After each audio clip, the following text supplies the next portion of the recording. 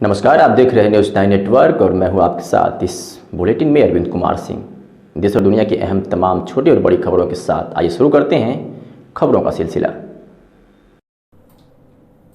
शामली में corona virus जैसी घातक महामारी के बीच पवित्र रमजान का महीना शुरू हो चुका है, जिसको लेकर जनपद शामली प्रशासन सकेते में तो वही थाना झिंझाना प्रभारी प्रमोद कुमार सिंह के कुशल नेतृत्व में उप निरीक्षक सोम प्रकाश सिंह द्वारा आज क्षेत्र के ग्राम आमवली में मुस्लिम समुदाय व जिम्मेदार लोगों के साथ बैठक आयोजित की गई, जिसमें देश और पूरी दुनिया में फैल चुके कोरोना महामारी के कारण लोग लॉकडाउन के चलते मुस्लिम समुदायों से अपील की है कि रमजान में नमाज अपने घरों में रहकर अदा करें और सोशल डिस्टेंस को ध्यान में रखते हुए पवित्र रमजान के त्यौहार को मनाना है और किसी के भी द्वारा लॉकडाउन का उल्लंघन नहीं करना है।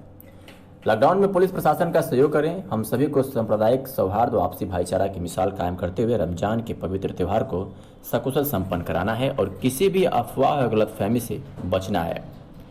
सड़कों पर टोली बनाकर खड़ा नहीं होना है। लॉकडाउन का उल्लंघन करने पर पुलिस को सूचना देनी है और अपने घरों में रहकर इबादत करें। इस मौके पर प्रधानपति होशियार सिंह, मास्टर मौसम, शमशाद सिद्दीकी, मोनू तोमर, बल्ला ताहिर, वीरेंद्र जगवीर आदि ग्राम के जिम्मेदार लोग उपस्थित रहे।